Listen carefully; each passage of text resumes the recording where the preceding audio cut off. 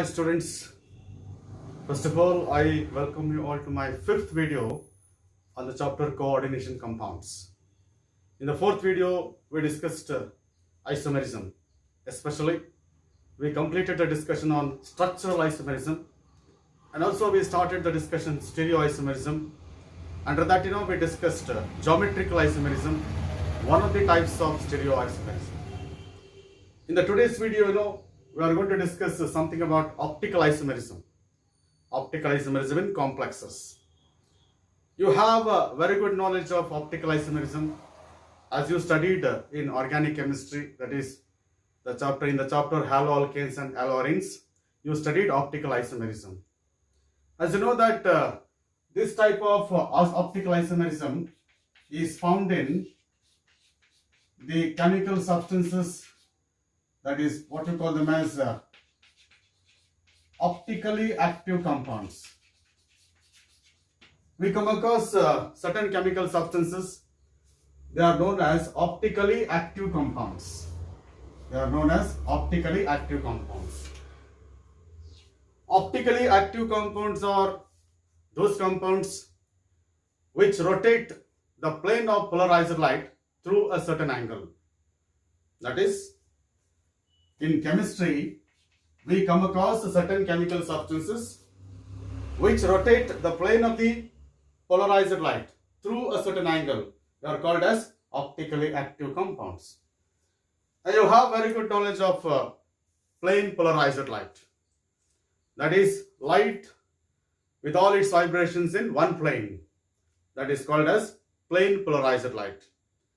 When plane polarized light is passed through the solution of optically active compounds, and these compounds rotate the plane of the polarized light through a certain angle, and they are called as optically active compounds. This type of phenomenon, optical activity,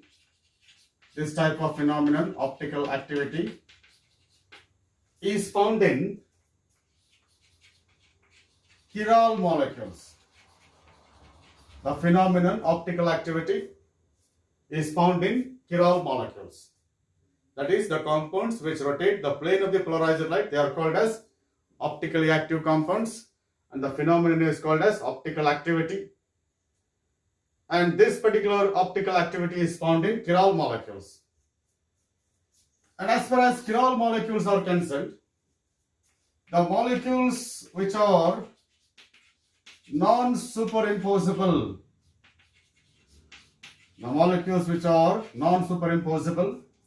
on their mirror images, they are called as chiral molecules.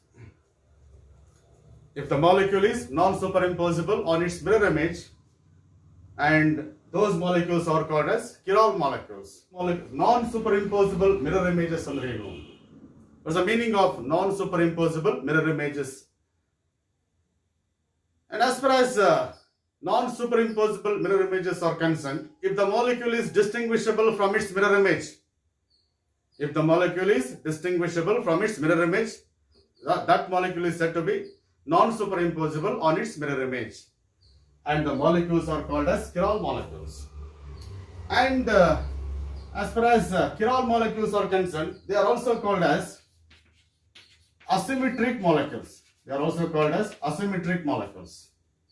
That is, molecules which do not possess the plane of symmetry. They are called as asymmetric molecules. That is, plane of symmetry is imaginary plane in a molecule which divides a molecule into two equal halves which are mirror images of each other. So that is what we call plane of symmetry. If the molecule possesses plane of symmetry, then it will be a symmetric molecule. If the molecule doesn't possess plane of symmetry, then it is asymmetric molecule. And optical activity is found in chiral molecules or asymmetric molecules. And as far as optical isomerism is concerned, optical isomerism is a phenomenon in which two or more compounds exhibit same physical and chemical properties, but they differ in the direction in which they rotate the plane of the polarized light. Optical isomers are the compounds which possess same physical and chemical properties, but they differ in the direction in which they rotate the plane of the polarized light.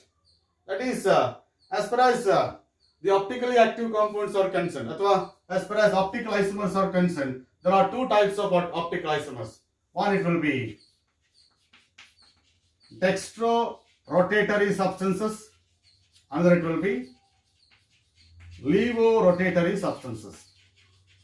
There are two types of optical isomers. One, it will be dextro-rotatory substances. Another, it will be levo-rotatory substances. As I said, optical isomers differ one another with respect to the direction in which they rotate the plane of the polarized light. That means if one isomer rotates the plane of the polarized light in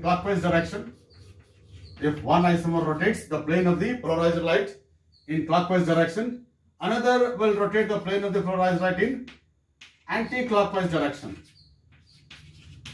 Another isomer will rotate the plane of the polarized light in anti-clockwise direction. This is how two optical isomers are different. One isomer rotates the plane of the polarized light in clockwise direction. Another isomer rotates the plane of the polarized light in anti-clockwise direction. That's why two optical isomers differ one another only in the direction in which they rotate the plane of the polarized light, and that is what we call it as optical isomers, and the phenomenon is called as optical isomerism. So, Gagi, as far as optical isomerism is concerned, one of the types of stereoisomerism in which two or more compounds exhibit same physical and chemical properties, but they differ in the direction in which they rotate the plane of the polarized light. The phenomenon is called as optical isomerism, and the compounds are called as optical isomers. And at the same time, as far as chiral molecules are concerned, the molecules which are non-superimposable on their mirror images, and they are also called as enantiomers. Enantiomers are the molecules which are non-superimposable mirror images of each other. Enantiomers are the molecules which are non-superimposable mirror images of each other, and they exhibit optical isomerism. And they are optically active. If one enantiomer rotates the plane in clockwise direction, another will rotate the plane in anti-clockwise direction. As far as the coordination compounds are concerned, even this optical isomerism, even this optical activity is found in coordination compounds also. Now let me explain optical isomerism in certain complexes.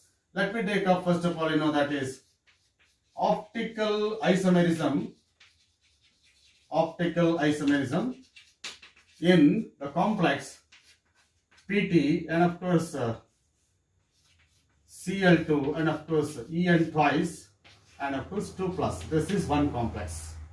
I am going to study the optical isomerism in platinum, chlorido, and of course En twice plus 2, and of course its name is dichlorido bis ethane 1,2-diamine platinum 4 ion. Dichlorido bis ethane 1,2-diamine platinum 4, oxidation number of platinum in this case is plus 4, platinum 4 ion. This is the total charge of the complex is 2 plus. So this is the complex that we are going to consider in order to study geometrical optical isomerism, is it not? This here the coordination number is 6. Coordination number of platinum is 6 here. Therefore, it will have, yes, it is octahedral geometry, yes. And as far as the structure of this particular, yes, it is, the complex is concerned. No, this complex will exhibit, yes, it is cis and trans isomerism also. This exhibits geometrical isomerism also.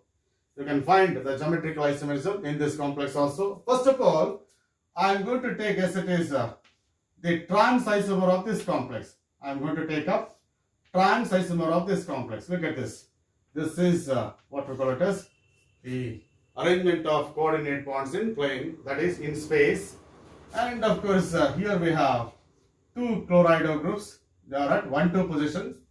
That's why it is cis isomer. But if I take trans isomer, two chloro groups are at 1,6 position, that is, they occupy the positions which are opposite to each other. This is two chloride groups. One ethylene diamine has got two donor atoms. Look at this, two donor atoms of one ethylene diamine. They can be written like this. This is, and another ethylene diamine is written like this. Yes, it is. This is what we call it as the trans isomer of, yes, it is the complex. This is trans isomer, and of course with a charge of 2 plus. This is trans isomer. Now if I write the mirror image of this particular complex, you just keep one mirror in front of this particular complex. This is dotted lines indicate what? Yes, it is mirror. If I keep the mirror in front of this particular complex, you can have yes, it is mirror image of this complex. Let me write the mirror image of this complex, and then let me verify whether it exhibits optical isomerism or not. Yes, I am writing mirror image of this complex. Yes, and here it is. Yes, it is N. Here it is N, and of course ethylene diamine. Here it is. Yes, it is one more. Yes, yes, it is ethylene diamine. And of course this is what we call it as the charge of the complex is, yes, it is 2 plus. Look at this. This is the mirror image of this molecule. This is the mirror image of this molecule. These two are mirror images of this particular, yes, it is complex. Let's observe this. If I keep this molecule over this particular molecule, yes, if I say this is the actual molecule, okay, now if the mirror image of this molecule is kept over this, if the mirror image of this molecule is placed over this, just observe, chloro group falls exactly over this chloro group. This chloro group falls over this chloro group. This particular ethylene diamond falls over this particular group. This will be over this other. That means if I place this mirror image over this molecule, you cannot distinguish two molecules. You cannot distinguish the mirror image from its actual molecule.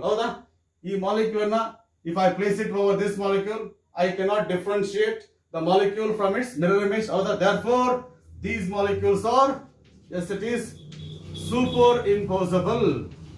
Yes, it is. These molecules are superimposable. If the molecule is superimposable on its mirror image, then it is optically inactive. This is optically inactive. That means it doesn't exhibit optical isomerism. Therefore, no optical isomerism in the case of, yes, it is the trans isomer of this complex. No optical isomerism in the case of trans isomer of this complex. Trans isomer of this complex does not exhibit optical isomerism because the molecule is, yes, it is superimposable on its mirror image, and therefore the molecule is not chiral, athwa the molecule is achiral. This molecule is symmetric and it is characterized by plane of symmetry. You just observe this molecule can be divided into two equal halves which are mirror images of each other. Therefore, the molecule is symmetric, no optical isomerism athwa no optical activity, and this is trans isomer of this complex does not exhibit optical isomerism. So this is what we call it as superimposability and non-superimposability. Yes? Now at this moment, if I take the cis isomer of this complex, let me take cis isomer of this complex. Okay, now? Yes, I am going to take up cis isomer of this complex and then I'll verify, yes, it is, whether there is a optical isomerism or not. Yes. And of course, as far as cis isomers are concerned, they are at the 1,2 position. Yes. And remaining, this is what we call it as ethylene diamine. Yes. 2 nitrogen atoms from ethylene diamine. Yes. This is, yes, it is ethylene diamine. This is what we call cis isomer. This is cis isomer. This is cis isomer. Okay, na? And if I write the mirror image of this complex, okay, now let me write the mirror image of this complex. I am writing this is a mirror image of this complex. And here it is nitrogen. Here it is nitrogen, and of course this is ethylene diamine, and here it is nitrogen, and of course nitrogen, and of course ethylene diamine. Now this is a mirror image of this particular molecule. Okay, now this is cis isomer and it's an actual molecule and it's a mirror image of this molecule. Okay, and if I place this mirror image over the actual molecule, or if I superimpose these two molecules, you can easily distinguish this molecule from its mirror image. You can easily distinguish this molecule from its mirror image because no doubt if I place this molecule over this, chloro groups will be over chloro, but this chloro group will be over nitrogen. This nitrogen will be over, yes it is, this nitrogen. This nitrogen will be over this chloro. Andre ಏನರ್ಥ? The molecules are non-superimposable. The molecule is non-superimposable on its mirror image. Because this molecule is, yes it is, can be distinguished from its mirror image. Therefore, it is, yes it is, non-superimposable. That is, molecule is non-superimposable. Molecule is non-superimposable on its mirror image. And therefore, that cis isomer of this complex will exhibit, yes it is, optical isomerism. If I say this, if this molecule is dextrorotatory, if this molecule is dextrorotatory, yes, that is, dextrorotatory substances are those substances which rotate the plane of the polarizer light in clockwise direction. If this molecule is dextrorotatory, and it will be, yes it is, levorotatory, yes, this will be levorotatory. This is what we call it as a cis isomer of this particular complex, which is optically active and it exhibits optical isomerism. Okay, now, so that is cis isomer. Yes, it is cis isomer of this complex exhibits optical isomerism, and because that is the molecule is, yes, it is non-superimposable on its mirror image. Non-superimposable mirror images ಅಂತ ಹೇಳಿದ್ರೆ, if the molecule is distinguishable from its mirror image, it is then it is said to be non-superimposable on its mirror image ಅಂತ ಅರ್ಥ ಆಗ್ಬೋದಲ್ಲ. So that is what we call it as cis isomer exhibits, yes it is, optical isomerism. ಅರ್ಥ ಆಯ್ತಲ್ವಾ? So this is what we call it as optical isomerism in the complex, that is dichlorido bis ethane 1,2-diamine platinum 4 ion. Yes, now at this moment, as per your NCERT textbook, yes, let us see, yes it is optical isomerism in, yes, in the complex, yes it is CO, En thrice, and of course 3 plus. This is one more complex. Tris ethane 1,2-diamine cobalt 3 ion. And as far as the complex is concerned, once again, the complex is what we call it as octahedral. Yes, it is characterized by, yes it is, coordination number 6. And here, this is nitrogen atoms of, yes it is, 1 ethylene diamine. This is nitrogen atoms of another ethylene diamine. Yes, this is nitrogen atoms of one more, yes it is, ethylene diamine. 3 ethylene diamine molecules. Yes, and of course the charge of this complex is, that is 3 plus there. Yes, is it not?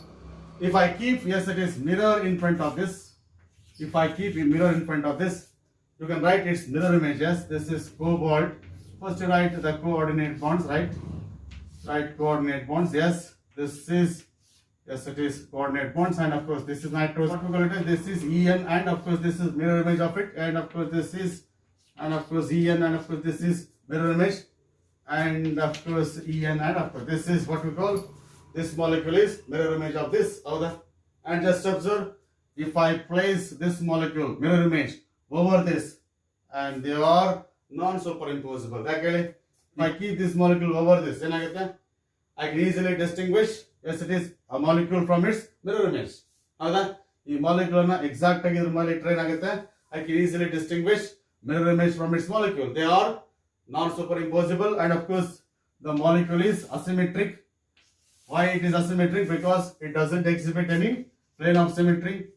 You cannot find any, yes it is, plane that can divide the molecule into 2 equal halves. Agagi, yes it is, this is optically active, and of course these two, yes it is, they are non-superimposable. Yes, yes it is non-superimposable. Yes it is, mirror images. If I say this is dextrorotatory substance, no, it should be, its mirror image is, yes it is, levorotatory. Yes, and these, yes it is, two optical isomers differ one another. Yes it is, with respect to the direction, in which they rotate the plane of the polarizer light. And of course here, if this rotates the plane of the polarizer light in clockwise direction, this will rotate the plane in anti-clockwise direction. Is it not? This is how, yes it is, optical isomers are different. And of course, these two are, yes it is, non-superimposable mirror images. Agbodalla? Yes. So this is what we call optical isomerism. So the NPTCOD, that is, as far as optically active compounds are concerned, generally they are asymmetric molecules. Asymmetric molecules are the molecules which do not possess plane of symmetry. Plane of symmetry is an imaginary plane in a molecule that divides the molecule into two equal halves, which are mirror images of each other. Agbodalla? So this is what we call optical isomerism. You may expect questions, write the structures of optical isomers of a particular complex. Okay, na? Generally, in the octahedral complexes of the type, that is M, yes, it is X2, and of course, L single bond L 2 times. This is bidentate, this is monodentate. X is a monodentate, this is bidentate ligand. In the case of complexes of this type, cis isomer is generally optically active, whereas trans isomer is, yes, it is optically inactive. So this is what we call it as, yes, it is optical isomerism. Yes, now at this moment, we'll go to the next topic as far as your second PUC syllabus is concerned, that is bonding in, yes, it is coordination compounds.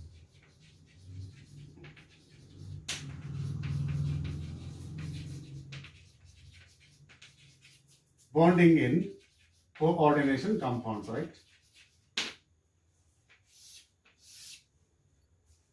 So let us see one more important aspect as far as the chapter coordination compounds is concerned, that is bonding in coordination compounds. You know the importance of the chemical bonding. The chemical bonding can be used to explain all the properties of a given substance. Any property of a substance for that matter, that can be explained on the basis of, yes, it is chemical bonding. And that is ultimate explanation that we can give for any property of a given compound through, yes, it is chemical bonding. Bonding in chemical substances can be explained by, yes, it is different theories. Different theories are available for explaining bonding. And as far as the bonding in coordination compounds is concerned, the first attempt to explain the bonding in coordination compounds made by the scientist Alfred Werner. That is, Alfred Werner made first attempt to explain bonding in coordination compounds, or you can say bonding in complex salts. As far as Alfred Werner is concerned, he prepared series of complex compounds by making use of cobalt, chloride and ammonia. By mixing cobalt, chloride, ammonia in different proportions under different conditions, he prepared series of yes, it is complex compounds like COCl3 6NH3. This is one of the complex compounds he prepared. Yes, COCl3 6NH3.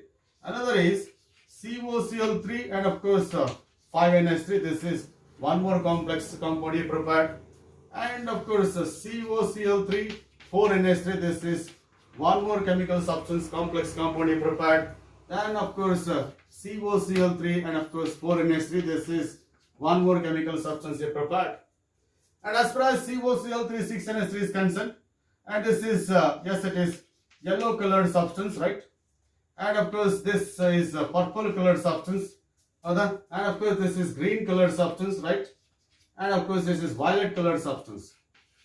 Just observe here these two substances, even though they are characterized by, yes, it is same molecular formula, yes, they are characterized by different properties. Generally what we can say that these two will form isomerism. And of course here this compound is yellow colored, this is purple colored, this is green colored, and it will be violet colored. And as far as the compound, he studied the properties of these compounds. And now when this compound was mixed with, yes, it is excess silver nitrate solution. When 1 mole of this compound, when it is mixed with excess silver nitrate, he observed that, he was able to get, yes, it is 3 moles of, yes, it is AgCl, a white precipitate of silver chloride. When 1 mole of this compound was mixed with excess silver nitrate, he got 3 moles of AgCl. That is the observation he made. Then the question rises, why this particular compound gave 3 moles of AgCl? Answer is, look at this, as far as this compound is concerned. When this compound is dissolved in water, this compound produced 3 moles of Cl minus ions. This compound, when it is dissolved in water, ionizes to form 3 moles of Cl minus ions.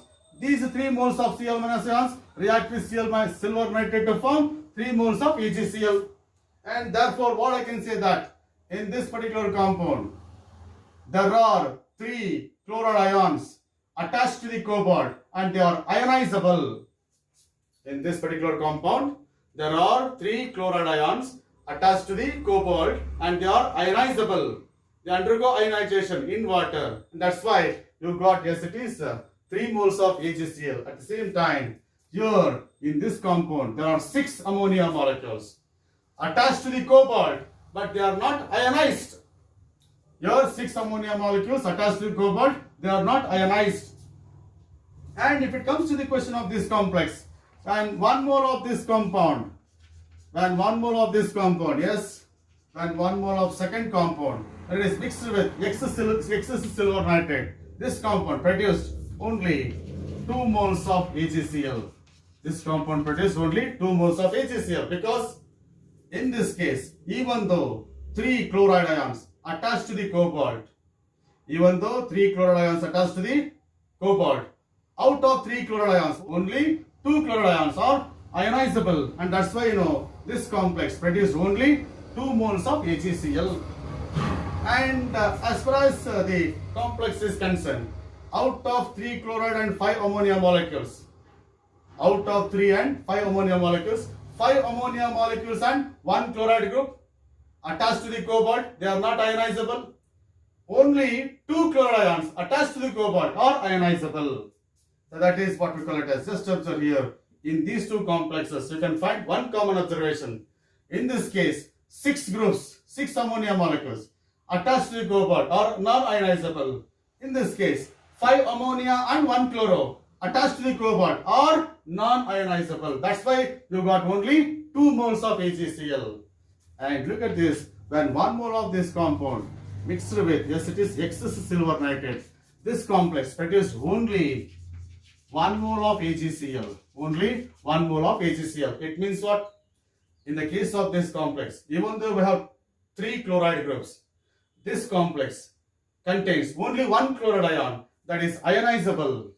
Remaining 2 chloride ions are non-ionizable. Therefore, 1 mole of this complex produced 1 mole of AgCl. It means what? In this compound also, there are 6 groups, 4 ammonia and 2 chloride groups. 4 ammonia and 2 chloride groups. There are 6 groups which are non-ionizable. And here also we had 6 groups. Here also we had 6 groups. Here also we have 6 groups. And 6 groups attached to the cobalt are non-ionizable. And at the same time, when 1 mole of this complex mixed with silver nitrate, here also you got 1 mole of AgCl. Here also we have 6 groups, 4 ammonia molecules and 2 chloride groups attached to the cobalt are non-ionizable. Upon studying these complexes, Alfred Werner introduced one, important type of valency, that is what we call it as secondary valency. That is, he introduced one, valency that is called as secondary valency, especially in the case of complex salts like this. He called these compounds as complex salts because their behavior was entirely different from the ordinary molecules. He called them as complex compounds because these compounds are characterized by secondary valency. As I said, in all these cases, there are 6 groups attached to the cobalt. They are non-ionizable. Therefore, in all these compounds, cobalt is characterized by secondary valency 6, and that is non-ionizable valency. That is non-ionizable valency there. According to Alfred Werner, and in these cases, the cobalt is characterized by non-ionizable valency as 6, because in all these cases, what we observed, there were 6 groups attached to the cobalt. There were 6 groups attached to the cobalt. They are non-ionizable. They are non-ionizable. Because of that, he called that non-ionizable valency as secondary valency. And 6 here in the case of these complexes. And of course, accordingly, as it is proposed certain postulates in order to explain bonding in complex compounds. As you know that, and as far as cobalt chloride is concerned, in the case of cobalt chloride, the valency of cobalt in cobalt chloride is 3. And he called that valency of cobalt as 3, that is 3 as a primary valency. He called that valency of cobalt in cobalt chloride, that is 3 as a primary valency. That means in all these cases, cobalt is characterized by 2 types of valencies. One is a primary valency that it had in its simple compound. And this is secondary valency 6 that it will have in the complex compound. So that is what we call it as the Alfred Werner. Okay, now he proposes certain postulates in order to explain yes, it is chemical bonding in yes, it is coordination compounds. One more important observation that you have to observe here. Look at the representations of the complexes. COCl3 6NH3, COCl3 5NH3, COCl3 4NH3, COCl3 4NH3. These are all the old representations of complexes, and we call them as Werner's representations they are. But in modern chemistry, we have a different representation. As far as this complex is concerned, 1 mole of this complex produces 3 moles of Cl- ions upon dissociation in water. Is it not? That's why it is going to give, yes, it is 3 moles of AgCl upon reacting with silver nitrate. Because of that, in modern chemistry, this complex can be represented like this: CO NH3 6 times, and of course modern representation of this particular complex CO NH3 6 times Cl3. Why we have written Cl3 outside the square bracket? Because these 3 chloride ions are ionizable. Whatever we have written inside the square bracket and which will not be undergoing dissociation. Now the ammonia molecules attached to the cobalt, they cannot be dissociated in water. Now that's why they are written inside the square bracket. You know that square bracket will represent coordination sphere. Anything that is written inside the square bracket will not be ionized. Because of that, this is the modern representation of this particular complex. And as far as this complex is concerned, this complex, 1 mole of this complex produced 2 moles of AgCl, is it not? That's why in this complex there are 2 chloride ions attached to the cobalt. They are ionizable. Because of that, its representation is CO, as it is Cl, and of course COCl and 5NH3, right? 5NH3 and NH3 5 times, and of course yes, it is Cl2 there. 1 mole of this complex produced 2 moles of AgCl.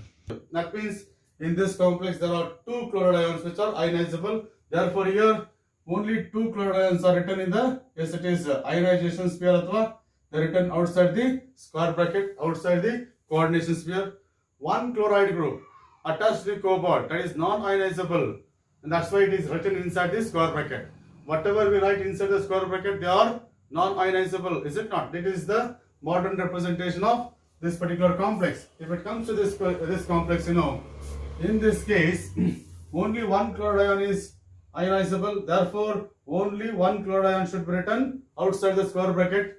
Remaining, yes, it is COCl2 and NH3 4 times. This is yes, it is should be written inside the square bracket, because 2 chloride ions and 4 ammonia molecules will not be ionized here, and it is 1 chloride ion will be ionized. That's why it is the formula of this complex as far as modern representation of the complex as far as this compound is concerned. So also here this is also written like this: COCl2 and of course NH3 4 times and of course Cl. Is it not? And only ionizable groups will be written outside the square bracket, athwa ionizable group will not be written inside the square bracket. And whatever we write inside the square bracket, that represents coordination sphere. Coordination sphere is non-ionizable part. In all these coordination pair, you can find 6 groups attached to the, yes, it is central metal ion. Or the 6 ammonia molecules here, 5 ammonia, 1 chloride. That is 6 groups attached to the cobalt here, 4 ammonia and 2 chloride. 6 groups attached to the cobalt, 4 ammonia, 2 chloride. 6 groups attached to the cobalt there. Therefore, secondary valency of cobalt is 6 here. So this is what we call it as modern representation. And of course, as far as the complexes are concerned, this complex is called as 1:3 electrolyte. This complex is called as 1:2 electrolyte. This is 1:1 electrolyte, 1:1. Because 1 mole of this complex produces 1 mole of cation and 3 moles of anions. 1 mole of this complex produces 1 mole of cation and, yes, it is 2 moles of Cl- ions. 1 mole of this complex produces 1 mole of cation and 1 mole of Cl-. That's why it is 1:3, 1:2, 1:1. It is also 1:1 complexes. Okay, na? 1:1 electrolytes. Okay, na? So this is what we call modern representation. And these are all, yes, it is what we call it as the Werner's representations of complexes. Now ಈಗ ಈ ತರ representations ಅನ್ನ follow ಮಾಡ್ತಿದೀವಿ. ಹೌದಾ?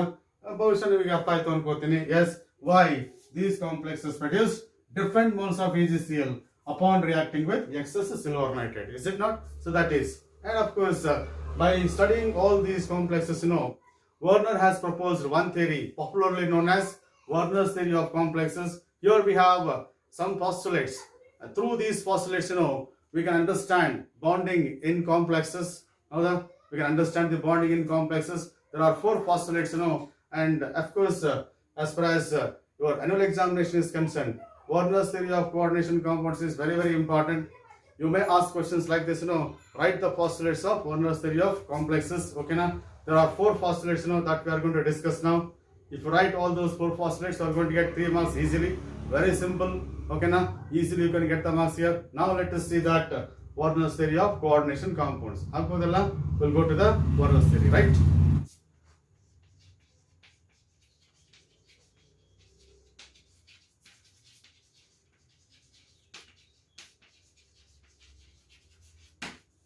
Postulates of Werner's theory. We'll see one by one. According to Alfred Werner, metal ion in a coordination compound, a metal ion in a complex compound is characterized by 2 types of valencies. And that is, one, it will be primary valency,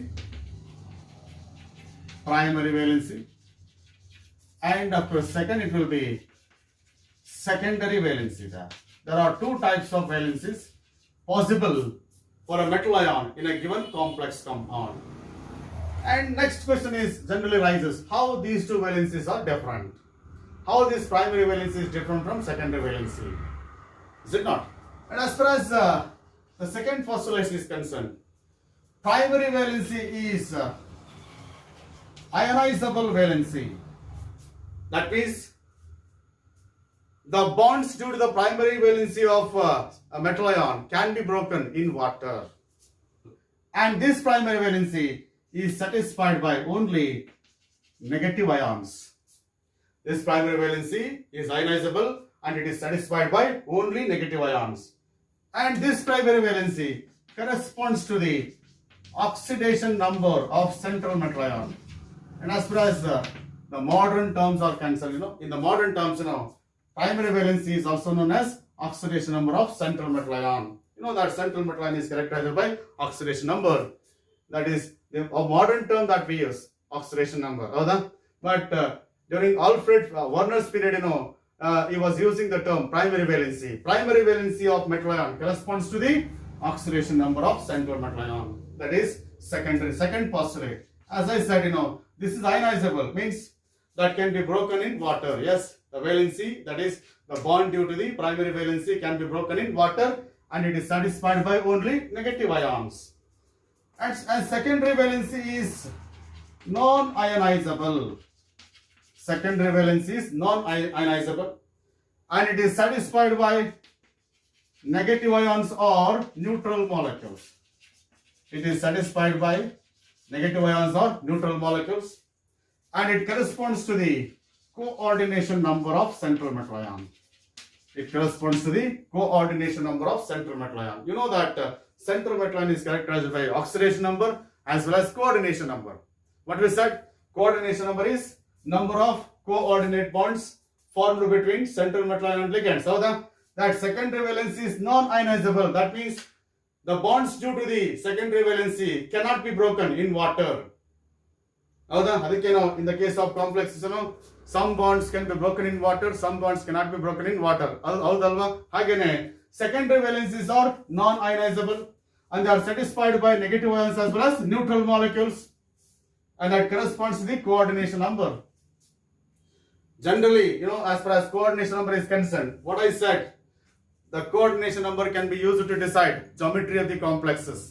Is it not? Here also, as far as secondary valency is concerned, this secondary valency is non-ionizable and it is directional. Therefore, it can be used to determine geometry of the complexes. Secondary valency is directional as that of coordination bonds. Coordination bonds are directional and secondary valencies are directional. Therefore, secondary valency can be used to determine geometry of the complexes. That is, secondary valencies are non-ionizable, satisfied by negative ions or neutral molecules, and that corresponds to the coordination number of central metal ion. And of course, as far as fourth proposal is concerned, secondary valencies are directed in space. Secondary valencies are directed in space around the central metal ion. Therefore, secondary valency can be used to determine geometry of the complexes. Hagagi, secondary valencies are directional. Secondary valencies are directional. Therefore, secondary valencies will determine, yes it is, geometry of the complexes. So these are the four postulates that you can remember as far as Warner's theory of complexes is concerned. ಆಗ್ಬೋದಲ್ಲ, ಬರೀ ಈ 4 postulates ಅನ್ನ ಬರೆದ್ರೆ ಸಾಕು, ನಿಮಗೆ ಈಸಿಯಾಗಿ 3 marks ಸಿಗುತ್ತೆ. ಓಕೆನಾ? ಈಸಿ ಇದೆ, ಕರೆಕ್ಟ್ ಆಗಿ ನೋಡ್ಕೊಳ್ಳಿ. Let me see, that is, as far as Warner's theory is concerned, central metal ion or atom in a complex compound shows two types of valencies, primary valency and secondary valency. Primary valency is ionizable, satisfied by negative ions, and it corresponds to the oxidation number of central metal ion. Whereas secondary valency is non-ionizable, satisfied by negative ions or neutral molecules. ನೆನ್ಪು ಮಾಡ್ಕೊಳ್ಳಿ, negative ions ಮತ್ತು neutral molecules ಅಂತ ತಕ್ಷಣ ನಮಗೆ ಏನ್ ನೆನ್ಪು ಬರಬೇಕು? Ligands ನೆನ್ಪು ಬರಬೇಕು. ಹೌದಾ? The ligands attached to the central metal ion through coordinate bonds. ಹೌದಾ? Number of coordinate bonds is coordination number that corresponds to the secondary valency. Coordination bonds cannot be broken in water. That's why secondary valencies are non-ionizable. And as far as secondary valencies are concerned, they are directed in space around the central metal ion. That means secondary valencies are directional. Therefore, secondary valencies will determine geometry of the complexes. So this is what we call it as the Warner's theory of coordination compounds. And of course, as I said, I can determine geometry of the complexes on the basis of secondary valency. Accordingly, if yes it is, the secondary valency of central metal ion is 4 and that complex is generally, yes it is characterized by tetrahedral geometry. It is characterized by tetrahedral geometry or square planar geometry, that is tetrahedral geometry or square planar geometry for the complexes with secondary valency 4. In the case of complexes with secondary valency 6, and they are characterized by, yes it is, octahedral geometry is there. They are characterized by octahedral geometry. This is what we call it as Alfred Warner's theory that I can use in order to account for the bonding in complexes. And of course, no doubt this Warner's theory could not explain all the properties of complexes. But he initiated that work of explaining properties of, yes it is, complexes. He explained, yes it is, the properties of such a complicated molecules. He explained properties of such a complicated molecules by making use of very simple concept of valency. He used a very simple concept of valency, that is primary valency and secondary valency concept, in order to explain properties of such a complicated molecules. That is the beauty of this particular theory, and that's why much importance will be given to this particular theory, and that is what we call it as Warner's theory of complexes. So that is Warner's theory. Now at this moment, as I said, there are some questions which cannot be answered by making use of, yes it is, there are some questions which cannot be answered by, yes, it is Warner's theory of coordination compounds. Okay, we'll see what are the limitations of Warner's theory there. Let me see that limitations of, yes, it is Warner's theory there.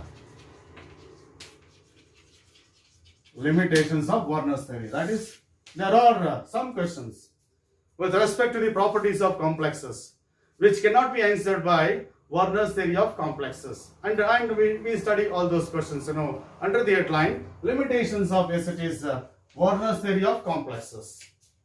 The first limitation of this theory is Warner's theory could not answer a question. Why?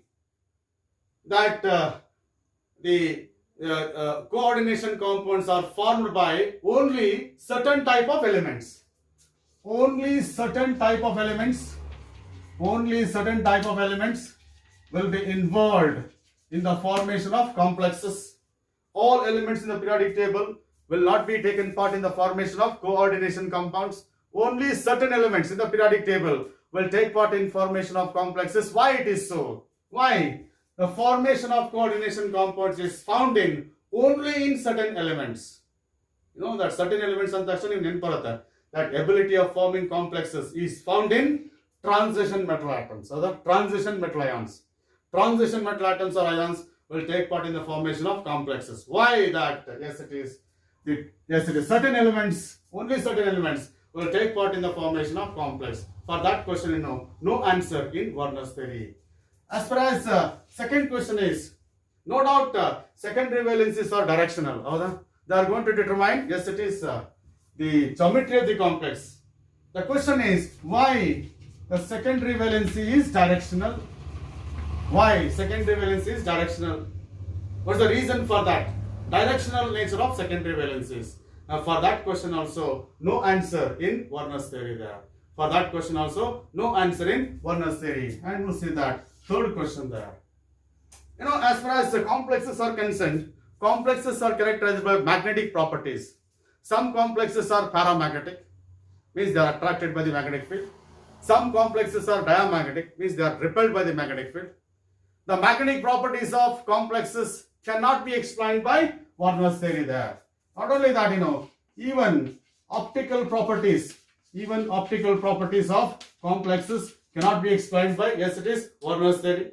That is, optical properties and magnetic properties.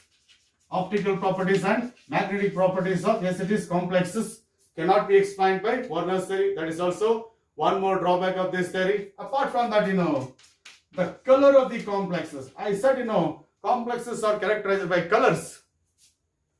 I wrote that, the colors of different complexes prepared by Warner. One, it was, yes, it is yellow colored. Second was purple colored. Third was, yes, it is green colored. Fourth was violet colored. Is it not? The color of the complexes cannot be explained by Warner's theory. So, therefore, in order to account for all these properties of complexes, in order to get the answer for all the questions raised after this Warner's theory, there is a need of, yes, it is one more theory. There is a need of one more theory that could explain all the properties of complexes. And because of that, after this Warner's theory, one more theory proposed by Linus Pauling, and that is valence bond theory, and one more theory, that is valence bond theory, made an attempt to explain properties of the complexes, and that is what we call it as valence bond theory. The next discussion as far as your NCERT textbook is concerned, we'll see that valence bond theory, right?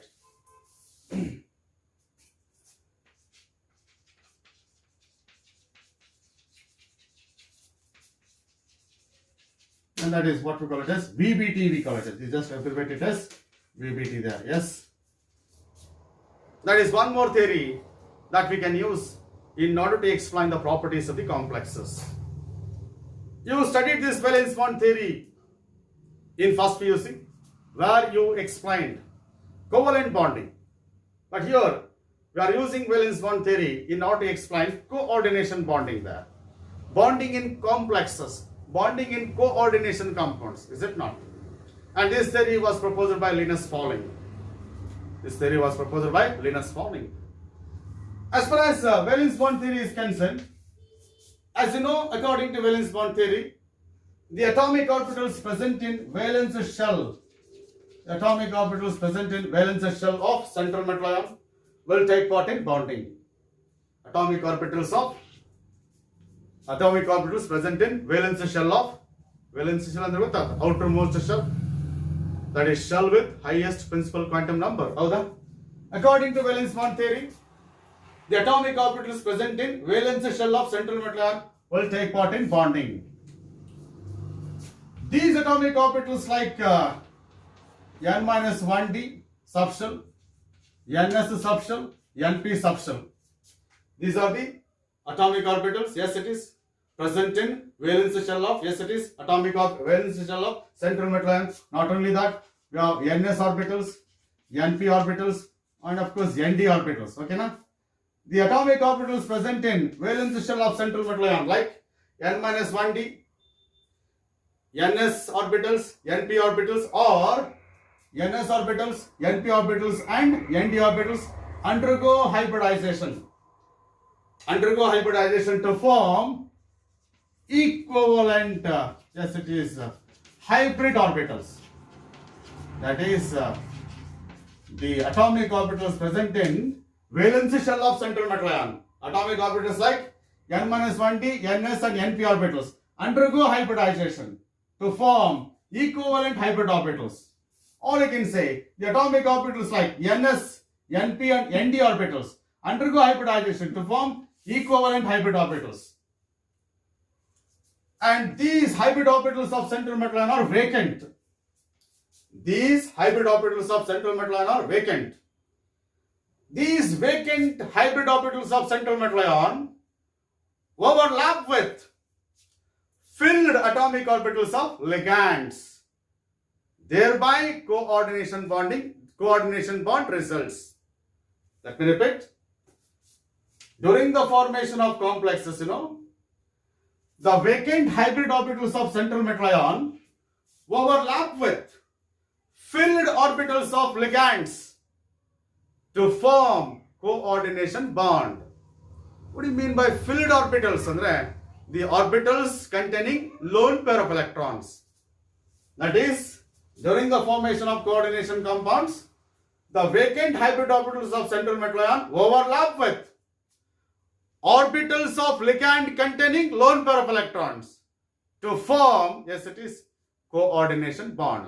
ಸ್ವಲ್ಪ ಯೋಚನೆ ಮಾಡಿ, central metal ಐನ್ ಅಲ್ಲಿ ಇರ್ತಕ್ಕಂಥ vacant hybrid orbitals, ligands ಅಲ್ಲಿ ಇರ್ತಕ್ಕಂಥ filled orbitals ಅಂದ್ರೆ orbitals containing lone pairs overlap ಆಗ್ಬಿಟ್ಟು coordinate bond ಬರುತ್ತೆ. ಅಂದ್ರೆ ligands are electron pair donors, ligands are contributing electron pairs for bonding. ಹೌದಲ್ವಾ? So this is how coordination bonding takes place.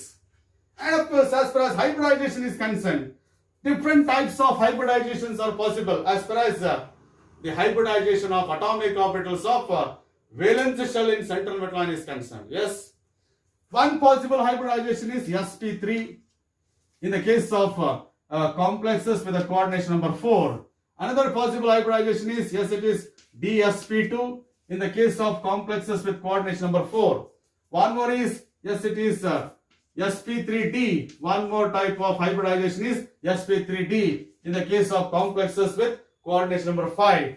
One more is sp3, or you can say that d2 sp3 in the case of complexes with coordination number 6.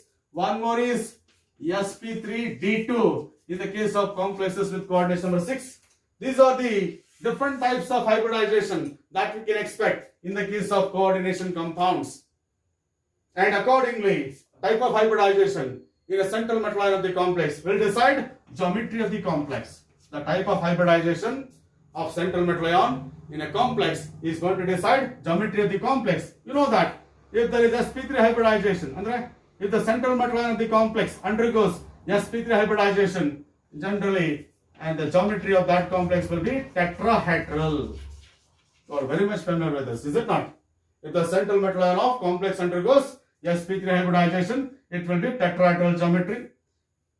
If the central metal ion of the complex undergoes dsp2 hybridization, it will be square planar geometry. Yes, the geometry of the complex is square planar.